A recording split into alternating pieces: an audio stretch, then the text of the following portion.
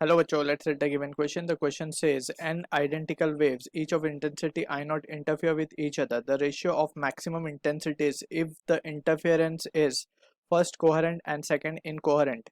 So option first given है n square, option second given है 1 by n, option third is n, option fourth is 1 by n square. So basically हमें ratio निकालना maximum intensities for coherent and incoherent case. Right, so first of all we need to understand as a key concept हमें पता होना चाहिए what exactly is the meaning of coherent and incoherent source. So coherent sources वो होती हैं जिनका phase difference, यानी कि अगर किसी source में से waves निकल रही हैं, right, and those waves are in phase, या फिर उनके बीच में जो phase difference है वो constant है, so such a source is known as the coherent source, right. Incoherent का मतलब है कि सोर्सेज के बीच में जो फेज डिफरेंस है वो रैंडम है, कुछ भी हो सकता है, वो it is not fixed, right. So from this we can say also intensity की बात हो रही है. So for intensity we know के रिजल्ट एंड एम्पलीट्यूड दो वेव का जो इंटरफियर करती हैं, it is given by the expression R equals to under root of A one square plus A two square plus two A one A two cos phi. And also we know के intensity जो है वो proportional होती है square of amplitude के. So from this expression we can say I resultant will be equals to I one plus I two plus two under root of I one I two cos phi. So intensity का ये expression and amplitude का ये expression we need to remember, right. अब इंटेंसिटी जो होगी वो maximum कब होगी, जब फाइव की वैल्यू ऑड मल्टीपल हो, right, we can say even multiple हो एंड बेसिकली पाई की. सो इसको इस तरीके से हम समझ सकते हैं, if the value of phi that is phase difference अगर इवन मल्टीपल आता है पाई का, so we can say in such scenario cos की वैल्यू 1 हो जाएगी प्लस 1, और in that scenario intensity will become maximum, right. So हम क्या लिख देंगे, maximum intensity will be equals to, ये हो जाएगी वैल्यू हमारे पास, this can be written as under root of I one plus under root of I two का द होल स्क्वायर, राइट. इसको जब हम एक्सपांड करेंगे सो हमें यही रिजल्ट मिलेगा, बस cos फाइव की वैल्यू 1 हो चुकी होगी वहाँ पे, ठीक है.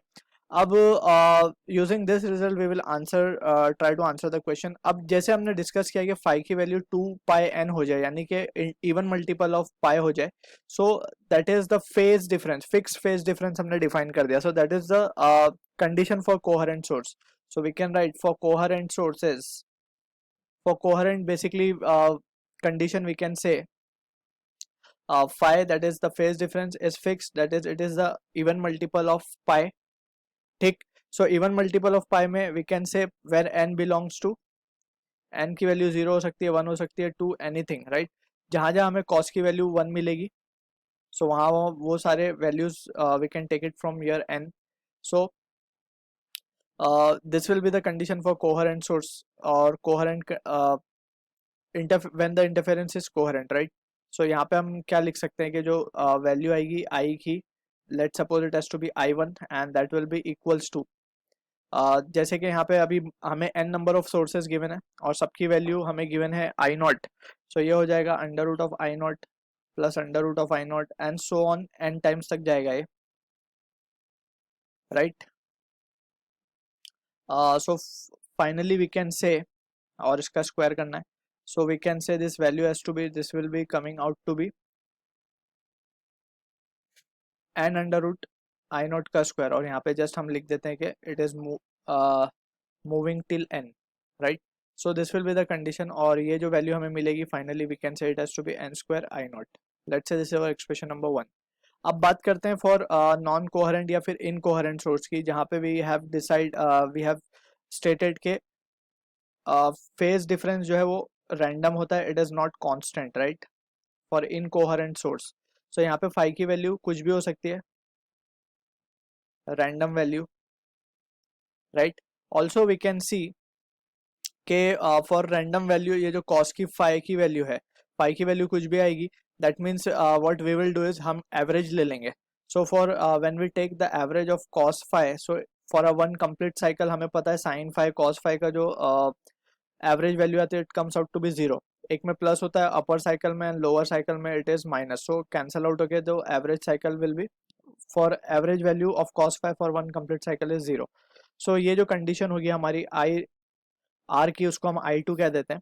It will be just I1 plus I2 plus I3 and so on. तो यहाँ पे just we will do I0 plus I0 and so on till n, right. So ये वैल्यू हमें मिल जाएगी n I0. Let's say this is our expression number 2. So हमें इन दोनों का ही रेशियो चाहिए था एंड ये तो मैक्सिमम की कंडीशन से ही हमने निकाला है.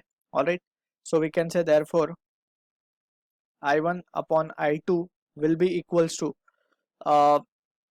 n square I0 upon n I0. So ये वैल्यू आ जाएगी हमारे पास n. So this is the answer to the question जो कि मैच होगा ऑप्शन 3 के साथ. I hope you understood the solution. All the best.